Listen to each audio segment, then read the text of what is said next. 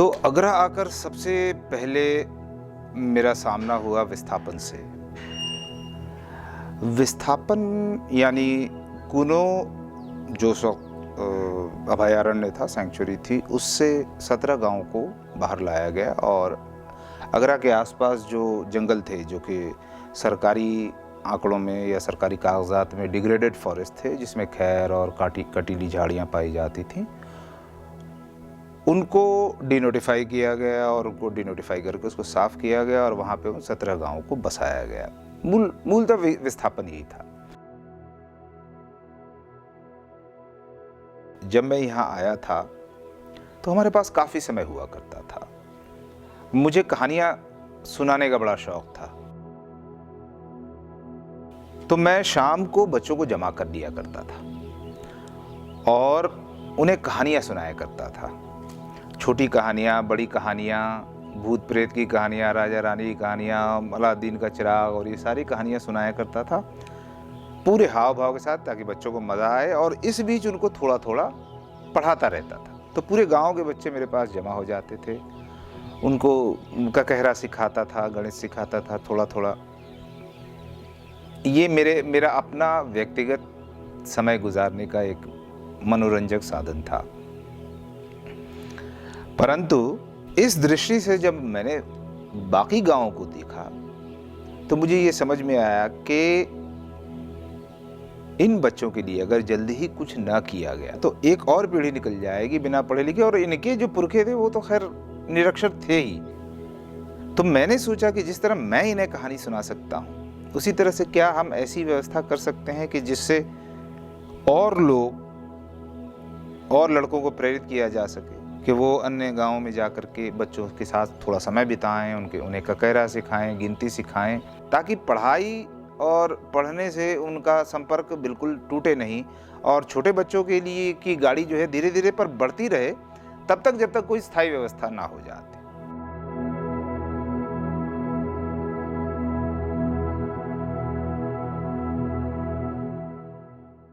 आधारशिला बहुत बाद में स्टार्ट हुआ। सबसे पहले संरक्षण ट्रस्ट जब चलता था उस समय बहुत सारे काम संरक्षण ट्रस्ट करता था। वो सब मिराज भैया की निगरानी में या उनके द्वारा संचालित किया जाता था। तो मिराज भैया ने संरक्षण ट्रस्ट में बहुत सारा काम किया। वो तो काम तो वहीं होता था विस्थापित गांव में। तो उन्होंने देखा कि यहाँ पे तो स्कूल की बहुत कमी है और पढ़ाई लिखाई नहीं है। जब विस्थापन हुआ, जब सर मैं 5 या 4 साल का था, हम छोटे छोटे थे, तो हम तो नदी में नहाया करते थे और पास में ही जंगल था, तो जंगल में घूमने चले जाते थे। उसको बोलते हैं गलोल, बोलते हैं गलोल कैटी, उसको चला देते थे। मतलब वो समझ तो थी नहीं, तो पक्षी होते ना जो पक्षी, उनमें वो गलोल को मार देते और जंगल में जाते थे। और बस यही काम था हमारा, नदी में घूमना और जंगल में घूमना। मुझे पूरा याद है कि जो सरकारी स्कूल नहीं थे उससे पहले 2004 में या 3 में गांव-गांव में स्कूल चलते थे, उनको बोलते सैटेलाइट शाला। तो उनमें हमने अपनी पढ़ाई स्टार्ट की है, सैटेलाइट शाला। और वो जो प्रयास था वही प्रयास आगे चल करके धीरे धीरे आधारशिला उच्चतर माध्यमिक विद्यालय में बदल गया।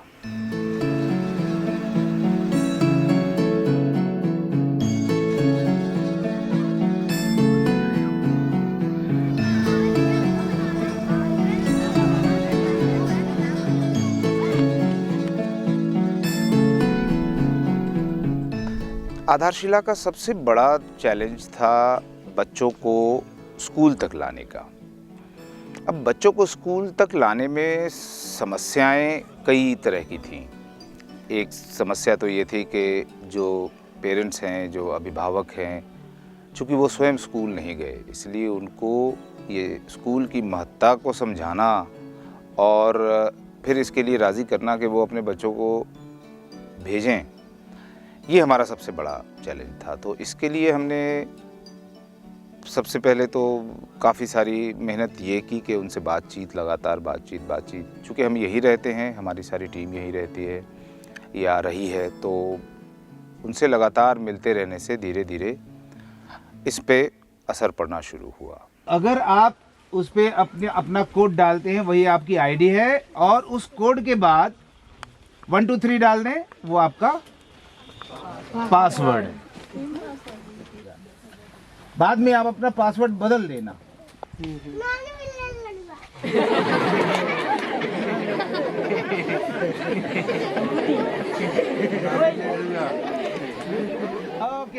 पर बच्चा एक बार जब स्कूल आ जाता है तो अगला चैलेंज होता है उसको यहाँ पे रोक के रखना।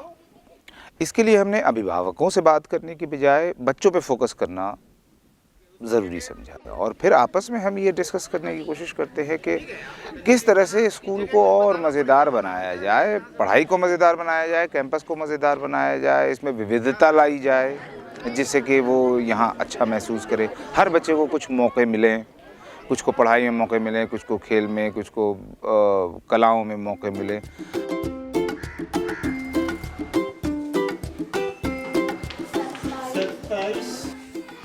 तो अब हम आ गए इस बात पे कि ठीक है, हमारे स्कूल का स्वरूप ऐसा होना चाहिए जो बाहर की दुनिया से ज़्यादा रुचिकर हो, तो फिर यहाँ दी जाने वाली शिक्षा भी उससे ज़्यादा रुचिकर होनी चाहिए। नंबर 1, बच्चे को आज़ादी दी जाए, उस पर कोई दबाव नहीं होना चाहिए। उसको तब तक समझाना है जब तक वो स्वेच्छा से स्कूल आने, क्लास में बैठने, सिलेबस को पढ़ने और परीक्षाएं देने के लिए राज़ी ना हो जाए या खुशी खुशी ये काम ना कर ले। दूसरा स्वरूप कि स्कूल की जो गतिविधियां हैं, चाहे वो क्लासरूम की शिक्षा हो या बाहर की गतिविधि हो या स्कूल का एडमिनिस्ट्रेशन हो, उन सब में बच्चों को भागीदारी मिलनी चाहिए। जहां उन पे से बंधन हटाए जा रहे थे, जिम्मेदारी डाली जा रही, तो धीरे धीरे बच्चे सीखते गए कि यहाँ इसकी गतिविधियों में उनका भी रोल है और उसको वो निभाने भी लग गए। लड़का जो सभी से ऊपर बैठा है ना, ये वाला, ये ऐसे कुछ मुंह निकाल रहा है ऐसे करके, तो उसमें क्या करना है आपको? राइट लगाना है, ठीक है। ये मुंह निकालना है, लड़का है ना ये। भैया यहाँ तो केवल हमारे जो विजयपुर ब्लॉक है उसमें केवल आधारशिला ही है जो बच्चों पर काम करती है, बच्चों को शिक्षा देती है। शायद मुझे लगता है कि आधारशिला के सिवा और तो कोई स्कूल नहीं है। इसका कारण भैया यही है कि शायद वहाँ पर बच्चों को अच्छी पढ़ाई मिलती है, प्लस उनको कॉपी, पेंसिल, कपड़े, जूते सब मिलते हैं उनके लिए। अब तो फिर छोटे बच्चों के लिए बस भी चल गई है, तो उससे बच्चे चले जाते हैं।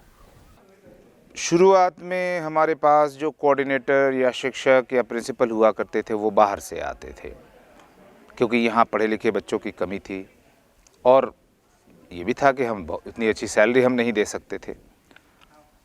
तो इन सब चीज़ों पर काम करने के बाद, काम करते करते एक तो ये हुआ है कि हमारी टीम अब लोकल है, यानी इस इलाके के या आसपास के इलाके के बच्चे, लड़के और लड़कियां दोनों, पढ़ लिख कर इतने सक्षम हो गए हैं कि वो इतना कॉन्फिडेंस, इतना आत्मविश्वास महसूस कर सके कि हाँ, हम आधारशिला में पढ़ा सकते हैं।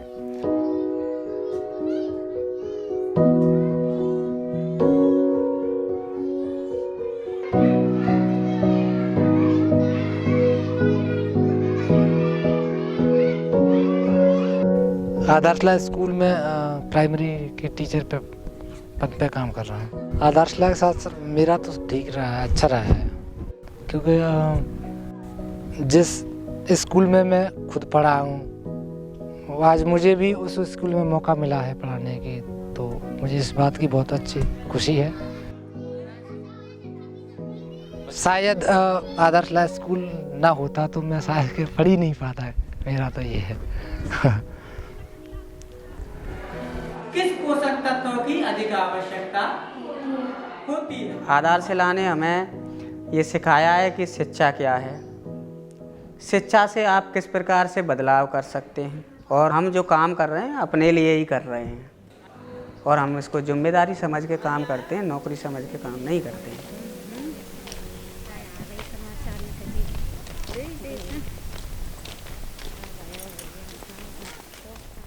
एक और चैलेंज रहा है हमारा कि लड़कियों की संख्या बढ़नी चाहिए।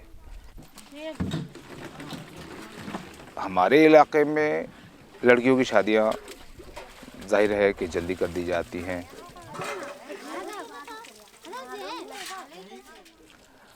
पर धीरे धीरे इसमें अब काफ़ी बदलाव आ रहा है। और जिस तरह से लड़कियां हमारे यहाँ से निकल के सफल हो रही हैं, उन्हें कोई जॉब मिल रही है, नौकरी मिल रही है या बेहतर रिश्ते मिल रहे हैं, तो लोग भी इस बात को समझने लग गए हैं। तो अब बच्चियों की संख्या ख़ासकर ऊपर की क्लासों में, चूँकि ड्रॉप आउट की वजह से ऊपर की क्लासों में उनकी संख्या कम होती है, तो वो धीरे धीरे बढ़ने लगी है। और अगर ओवरऑल देखा जाए तो बच्चियों की संख्या अब लगभग 35% तक 35-36% तक पहुंच चुकी है, और जो हम उम्मीद करते हैं कि अगले 2-4 सालों में लड़कों के बराबर आ जाएगी। आधारशिला स्कूल से ही मैंने अपनी 12वीं तक की पढ़ाई की है। इसके बाद मैं 2 साल के लिए ग्वालियर गई थी डीएड करने के लिए। जिस समय मैंने अपनी पढ़ाई शुरू की थी उस समय हमारे समाज में लड़कियों को पढ़ने की अनुमति नहीं थी। पढ़ना लिखना बहुत दूर की बात हुआ करती थी आगरा में, बट जब आधारशिला आ गया तो अब हर घर के बच्चे पढ़ते हैं, हर घर में बच्चे पढ़े मिलेंगे आपको। अब मुझे जितनी मुश्किलें आई थी, मेरी जो छोटी बहनें हैं भाई हैं उनको ये ना आए। मुझे जैसा बनाया गया मैं भी उनको ऐसा बनाऊं। जिस लड़की का हो रहा है शोषण घर में समाज में वो ना हो। मेरे संग पर में जितनी भी लड़कियां होती हैं उनको ऐसी शिक्षा देती हूँ कि वो मेरी बातें सुन के एकदम हो जाती है गर्म कि दीदी सही बोल रही है। ये जो कहते हैं लोग भौंकते हैं वो गलत है। लड़कियों को नहीं पढ़ना चाहिए, इतनी बड़ी हो गई है, शादी कर लेनी चाहिए।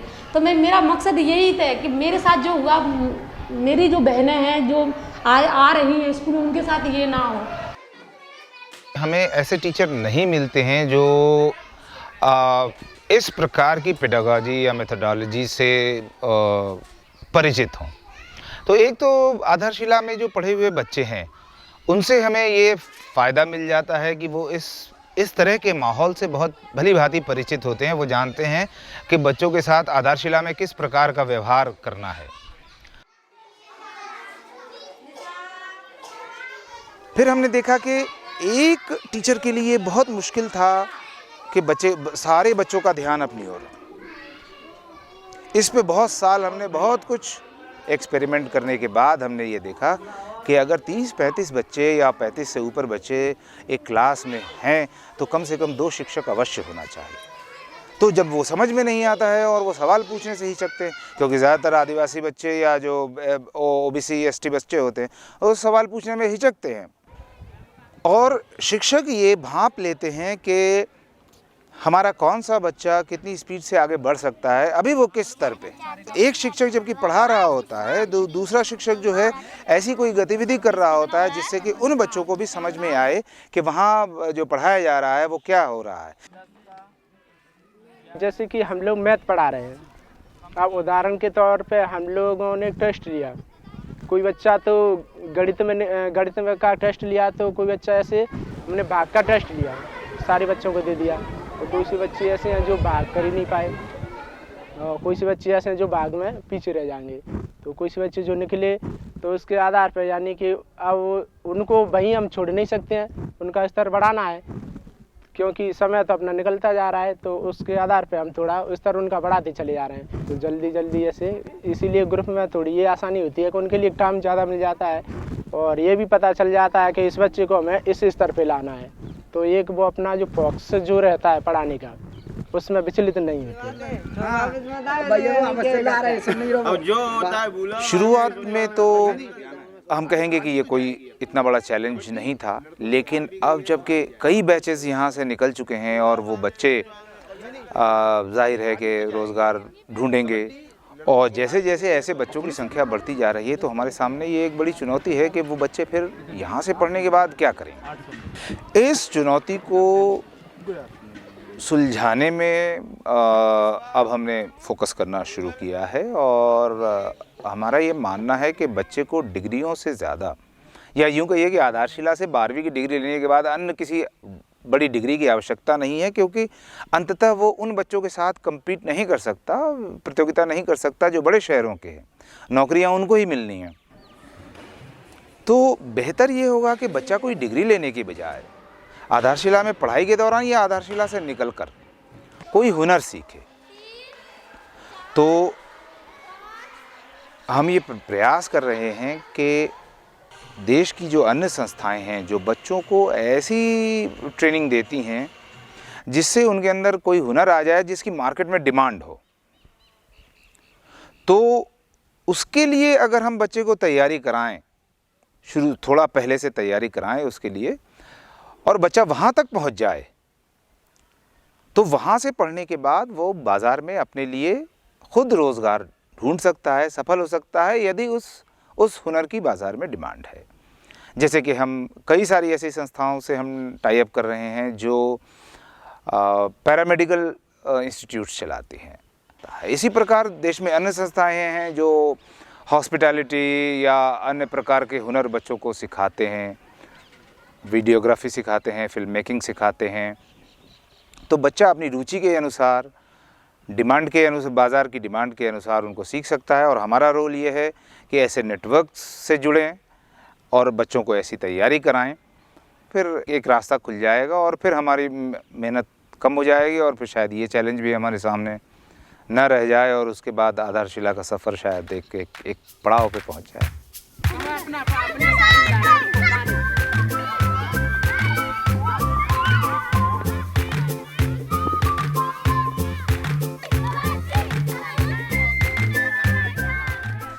मेरा नाम दुरेश कुशवाहा और मैं 11वीं क्लास में पढ़ता हूँ और मैं क्रिकेटर बनना चाहता हूँ।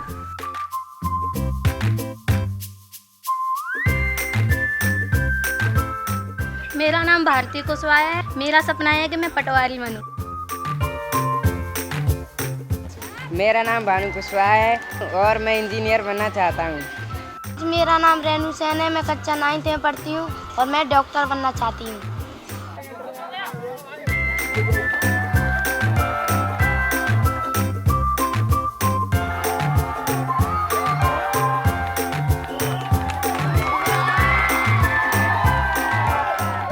मुझे याद नहीं कि मैंने स्कूल में क्या सीखा, पर मुझे याद है कि जो कुछ मुझे स्कूल में पढ़ाया गया था वो स्कूल से निकलने के बाद उसको दोबारा पढ़ के सीखा। उसी किताब को जब दोबारा पढ़ा तब समझ में आया कि उन किताबों में क्या था। उसी तरह से 20-22 साल की जो ज़िंदगी गुजारी, जो कुछ देखा वो मुझे अब याद नहीं, पर अब इतना याद है कि मैंने जो कुछ सीखा वो सब यहीं आकर के सीखा।